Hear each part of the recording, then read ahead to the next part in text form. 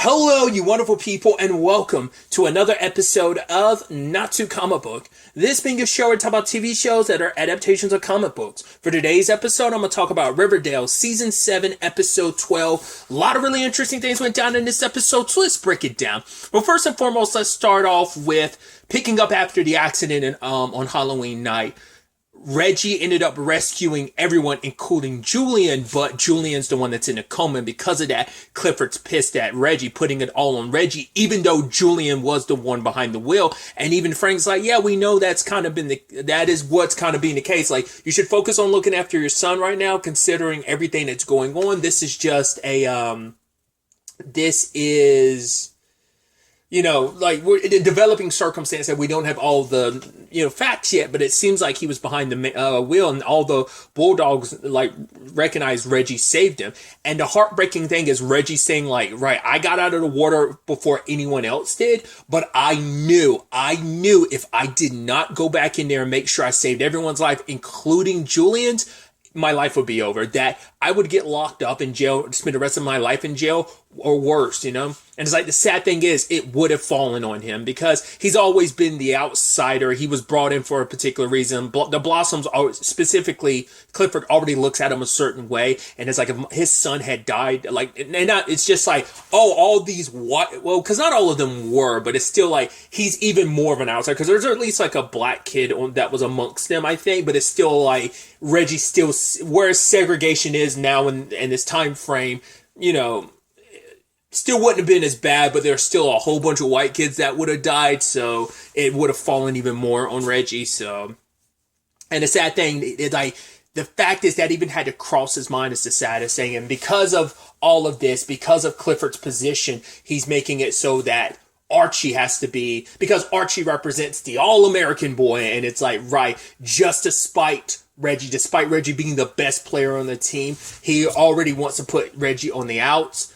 And Archie, that doesn't sit well with Archie, because it's like, right, he should be the captain because he's the most skilled person. Even later on when they're going up against Stonewall Prep, he knows them enough to be like, all right, you do this, Fangs, you go after this person, Archie, you go after this person, you stay on like paint. And for Archie, especially when we got his poem this episode too, where it's just like, the teacher kind of put him on blast, being like, because I love that Kevin's like, oh, that was a beautiful poem, Clay. He's like, yeah, I think so too, but I didn't write it. And Kevin's almost like, really? It's like, yeah, it wasn't Clay who wrote it. It was Archie, and everyone's looking like, yo, because...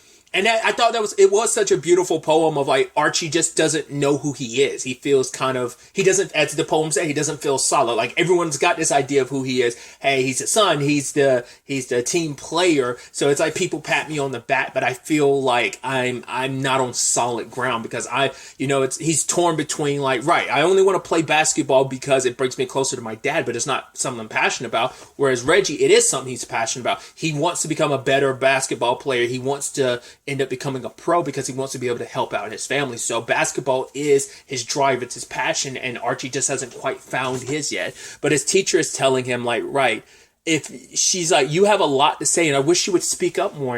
I get that, because I've had like an English teacher like that in the past. I won't drop her name, because I feel like, but like, we've all had those teachers that like really take an interest in what you do. Oh, okay. And say, like, I had an English 3 teacher named Mrs. Powers, and she was that type of teacher. She was a fun teacher, but she's also one of those teachers that's like, because I actually had quite a few teachers. Like I forgot. I had a class as a freshman. He eventually became our U.S. Civics. Was it U.S. Civics? Yes, I believe it was U.S. Civics.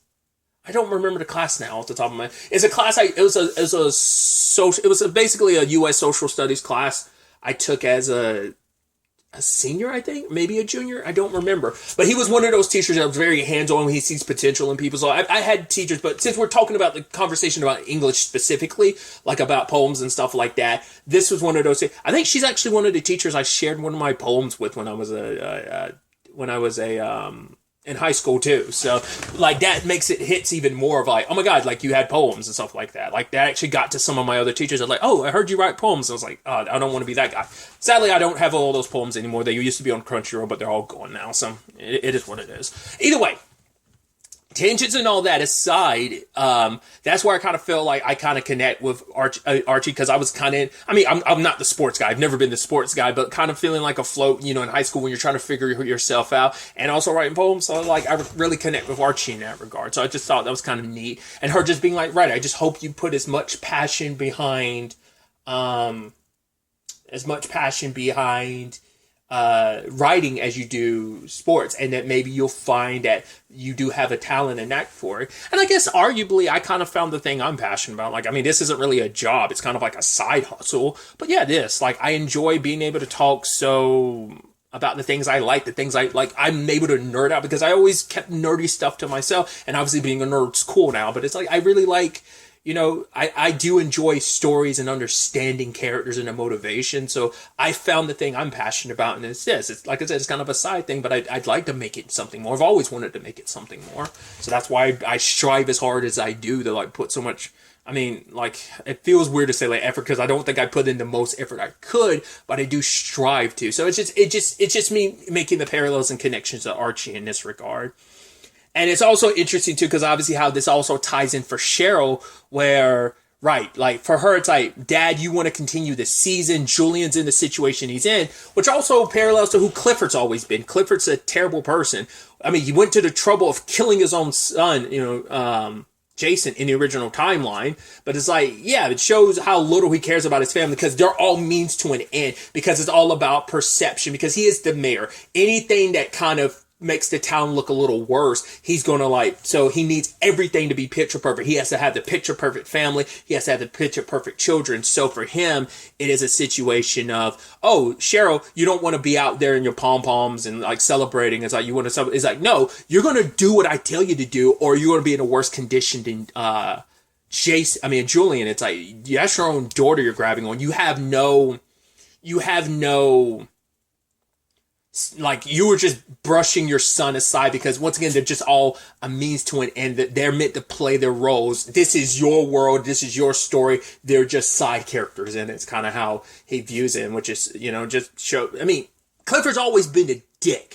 So it's like, is it too much of a surprise that even because a lot of these characters, yeah, their circumstances are different, we're in a different time frame, but who they are at their core hasn't changed. And in that regard, Clifford hasn't, especially when you draw the parallel to Mary. Because when I'm looking at this episode, I was like, this episode is just a constant reminder of something we don't give Mary enough. I mean, because it's also Molly Ringwald.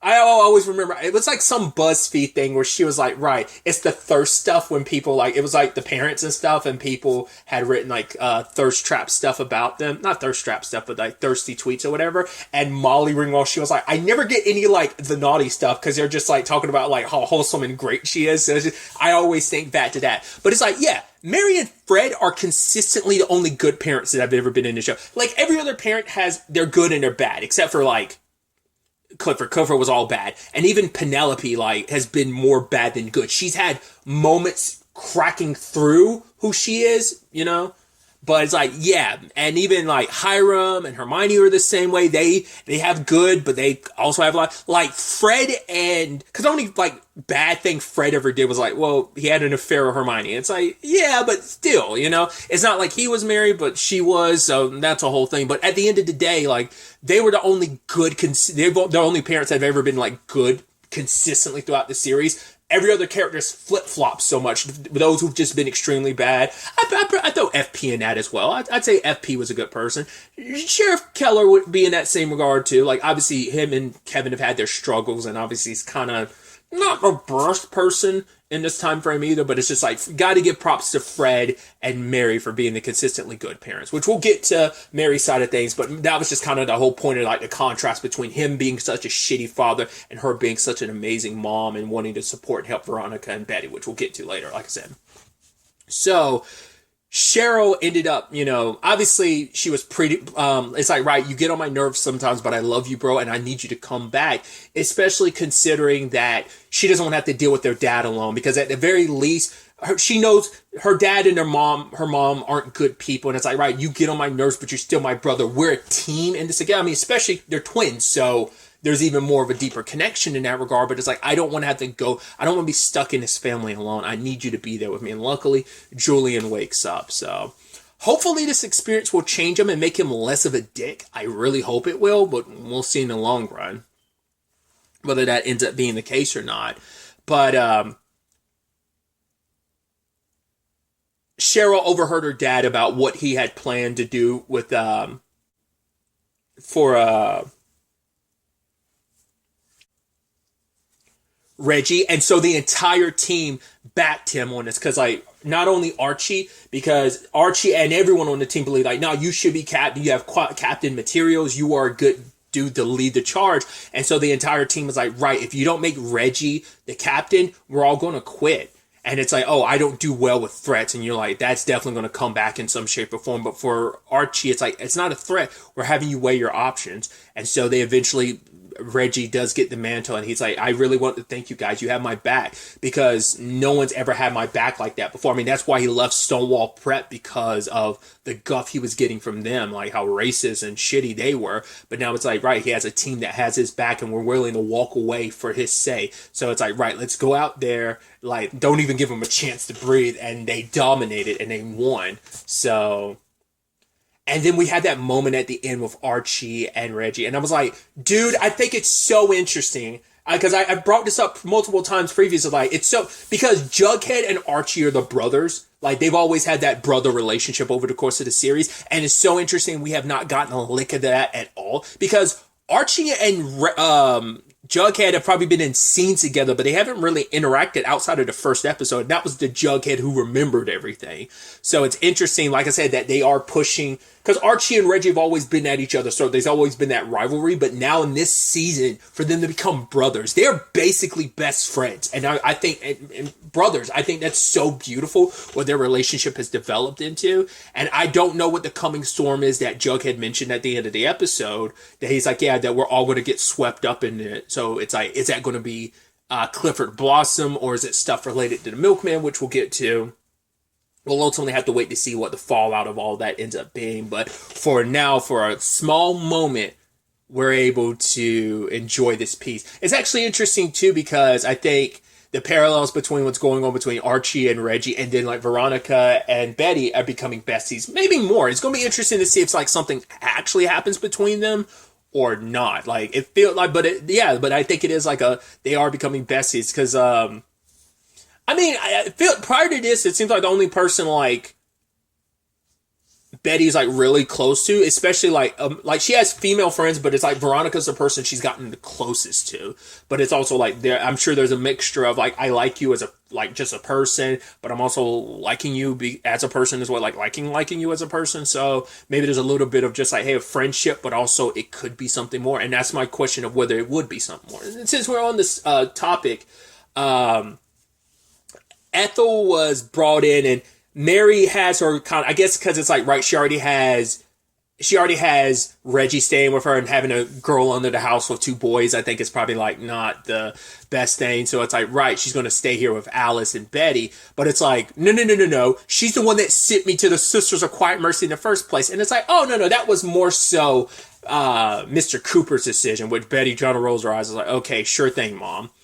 And so, just to kind of stick the knife in deeper, she's treating Ethel better now, but it's more so like, she's only doing that because she wants to make a point to Betty, which Betty was just kind of like, I see this for the crock of shit that it is. So it's like, right, she ends up moving in with Veronica, who was staying at the Babylonian, but kind of broke back into like the apartment.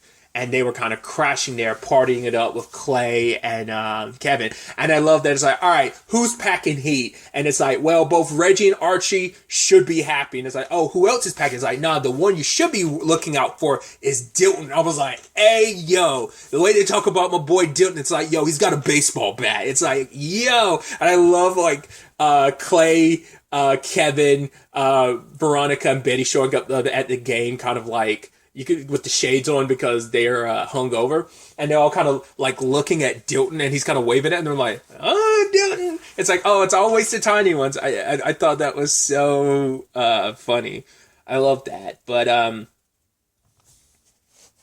both of them opening up to each other, I thought was so neat, because Veronica's like putting this like fingernail polish on Betty at the kind of their slumber party. They're like hanging out, and it's like, this is something my mom used to take me to like do all the time. And for Betty, it's like, right, the moment I got older is when my mom started like in her mind, it's like, right, I can't coddle you anymore. It's like, right, I'm not saying you have to treat her like a baby or whatever, but it feels like the moment her mom stopped tucking her in, it stopped being about like, because it became more like, right, you need to grow up already to be a woman. It's like, no moment you're a teenager, you might as well be a woman in the 50s, I think, in that regard. But also, it's just, I think for Betty, that's when things started changing with her relationship with her mom. And maybe it has something to do with just her own issues, stuff with how, whatever the case may be, why things came down the way they did.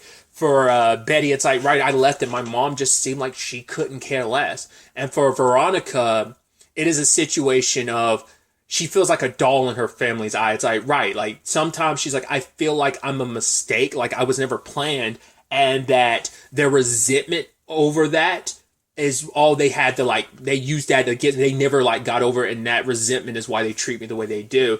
That the fact is, it was all fine and dandy when I was younger. I was a doll that they could play with, but now that I'm older, have my thoughts of my own, it's like they want to fit me in a box of who they want me to be rather than letting me be myself. And same thing applies in Betty's case. And they kind of got in a conversation of like, right, of girls and stuff like that, which we've seen that Betty's mainly fantasize about dudes, but we also know that she's thrown Veronica in that realm as well, which Veronica's already been down that route. And, you know, it's like, oh, do you want to kind of experiment? Because like, it's like 81% of girls, like when they're teenagers, have experimented or something like that. I thought it was interesting because Veronica was like, oh, it must be beautiful, you know, boys dating boys, because you don't have to worry about overcoming like a lot of the systemic like sexist stuff that, you know, the sexist issues between like men and women, like you don't have to overcome that wall when it's like two men. And I'm sure the same thing applies. I'm sure the justification will probably be like the same thing with two women as well. Like, you know, they both think like, you know, it'd probably be easier on either side of that sexual pendulum. But before they could kiss, Mary shows up and she finds out the truth about what's going on with them, and she decides to give Alice a piece of her mind and Hermione, because she's like, at the end of the day, when moment we become mothers, our middle name becomes Sacrifice, because it's all about our children. We do everything we can. We sacrifice for our children. That's a mother's duty. And why is it that you feel the need to kind of, and Alice was just so flippant about it, just being like, okay, whatever. And so she's going to treat Betty better, but it's like, yeah, of course you're my daughter again, you and Ethel, even though now that also makes you go, because this is our first time hearing reference of Polly, because she's like, yeah, my sister left Riverdale the moment she turned 18. And so, which is obviously we know what Polly's circumstances were in the original timeline, not even just like later on when she was sadly murdered. So I don't think that's going to come back around, but maybe this would be, well, because they had their chance again, obviously, after like the whole heaven situation. No, the sweet hereafters. I forgot that's what they call it here in the Riverdale universe. But either way, so now I'm wondering, is she going to like talk to Polly and what that's going to really be about? Because now I'm wondering, is that why Polly doesn't come around anymore? Is it because it, you know, I mean, who knows the last time Betty actually talked to her sister? I mean, they kind of had the same issue, but different circumstances, but a similar issue where they didn't really talk. But Betty's like, oh, like she's busy and stuff like that. So I'm curious, are we going to find out Polly's relationship with their mom is just as, I mean, that was also the thing too, like, because Polly was sent to the Sisters of Quiet Mercy because she was pregnant with Jason's Jason's baby and stuff like that. So once again, we always know how Alice rolls, and now it's like, right, she's not only trying to replace Betty with Ethel, but now she's also trying to do it again. It's like, once again, you were already in this position before, but you threw her to the wolves and sent her to the Sister of Quiet Mercy. So it's like, just seeing like that, it's like Alice can be such a good person when she's a good person, but she can be such a terrible human being when that nasty side of her character comes out, and you're just like, oh, like she can be so insufferable sometimes. And that's a complicated thing of like, because we know there's reasons for it, but in this time frame, you're like, maybe there are, but it just, you kind of like, oh, you suck, Alice. And like I said, she's had those moments before, but at least there were justifications for like who she is and the trauma she's had to do. Once again, we don't know if the Charles thing is a thing in this continuity as well. So she might not only have Polly out there. This might also stem from the Charles thing. Like, I mean, and who's to know if he turned out the way he did in the original timeline or not? So stuff like that. But it seems like Veronica is back at the Pembroke. So Mary's talk ended up working in their favor. But I did like Veronica and Betty being like, oh, I love you too. And I'm like I said, I don't know if that's going to be like just a friendship love, or is that going to be something more between them. Well, we'll have to wait and see. And maybe it's just like, it just could be like they are going to become like so much more, like their friendship is going to be so deep. I don't know if it'll reach like a sisterhood, because that'd be kind of awkward and weird if like you made out and then kind of became sisterly, but it still could be. We don't know what that could end up turning into. And I mean, like I said, they could end up dating for a little while, but that's definitely going to be interesting to see how that plays out. And then finally we have the other side of things with Ethel and Jughead, like picking up with Ethel killing the milkman. Sheriff Keller is so quick to be like, oh, well, I guess this is open to shut. It's like, no. Why did he kill Ethel's parents? Why did he kill Mr. Rayberry? Why did he try to kill Ethel again? Like, something's up with this. We got to look deeper into this. But Sheriff Keller was talking to, what was his name? Werthers and Featherstone or whatever, the principal, trying to like appease and be like, oh yeah, this guy's a drifter. It's like, no, a drifter drifts. If he was really a drifter, would he stick around long enough to kill Ethel's parents, kill Mr. Rayberry, then, and I don't know, just kill him and make it look like a suicide, and then try to come after Ethel again? Like, what's going on there? So there's definitely more at play here, but no one's willing to reach any further. Werther's is just using this as a, oh my god, comic books, see the evil that they are, yada, yada, yada. So now Pet Comics is in this complicated spot of like, yeah, he's basically put out this hit piece about us, so we're going to have to cool it on the milkman, because Ethel wants to do that story. Her and Jughead want to do a sequel to it, especially after everything. But the problem is, like, Pep Comics don't want to take that chance. But for Ethel, it's important for her to do this. Like, even if it's in the form of the comic, she's had so many people define her story. Because the only person that stuck by her side being like, you were innocent, is Jughead. Everyone else was just kind of quick to be like, oh, she's crazy, she killed her parents. And then all of a sudden, now that it's like, oh, it turns out she wasn't crazy. Oh, look what you did. You vindicated yourself. Oh, well, and they want to tell her story. It's like, no one gets to define me. No one gets to tell my story but me. I should be able to tell it. And she wanted to. So rather than doing the milkman, they did the mailman. And obviously, like, it's like, right, you're not fooling anyone, but it's like, nah, the guy, Pep Comics is like, right, we'll weather this storm. We'll take it. He's like, I've always been the one that kind of turned my thumb towards, anyone else trying to come for us. But it's like, yeah, this is the comic book business. We're going to say what we need to say. And, anyone that got it, hell or high water, we're going to see this through. So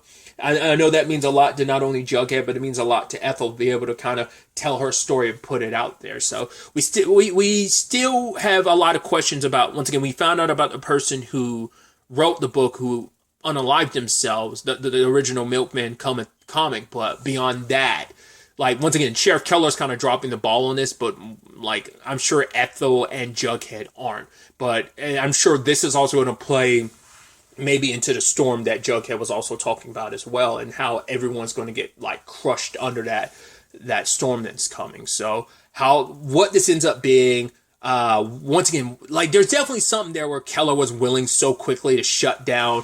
So it's like, he's got to be someone that Keller knows enough to be like, oh, it's kind of a bad, I don't know. Just the fact is he didn't want to look too deeply into it makes me wonder, what's this all about? What's going to be at play here? We'll ultimately have to wait and see. It's actually kind of crazy to think how fast this season feels like it's flying by. Because, like, this season isn't, like I said, I think it's because so many of these shows aren't taking massive breaks, because they kind of can't with the writer's strike and stuff like that. Because this show would typically have, like, longer breaks in between. I think maybe it's taken one break. Like, I know, like, The Flash, for example, took, like, one break. That's usually not the case. To be fair, it had a much shorter season for its final season. Like, it was like, nearly half, so it makes sense. But I think it's so interesting with this, of like, because this has almost a full length season. It's 20 episodes, so we only have 8 episodes left. I'm so curious to see, because once again, there's there's so many threads going on right now, just the everyday life stuff. But then there's this milkman thread. And then finally, let's not forget that overarching story that hasn't really come back up since episode 1. And that's what Tabitha's doing trying to save Riverdale after, fix all the timelines and everything. Like, these storyline elements have to come back, but it probably won't be till the end of the season where it really kicks into overdrive and everything fully comes together. Once again, what the aftermath of this is going to look like is going to be interesting. But like I said, we still got quite a few episodes before we get to the end. But that end is coming up pretty darn quickly. So I don't know why I censored myself. Pretty damn quickly. Either way, I'm excited to see where all this ends up taking us going forward into the next episode. But really, that's all I wanted to talk about. Till the next time we meet, be happy, be safe, live life to the fullest, and enjoy it. Good day and good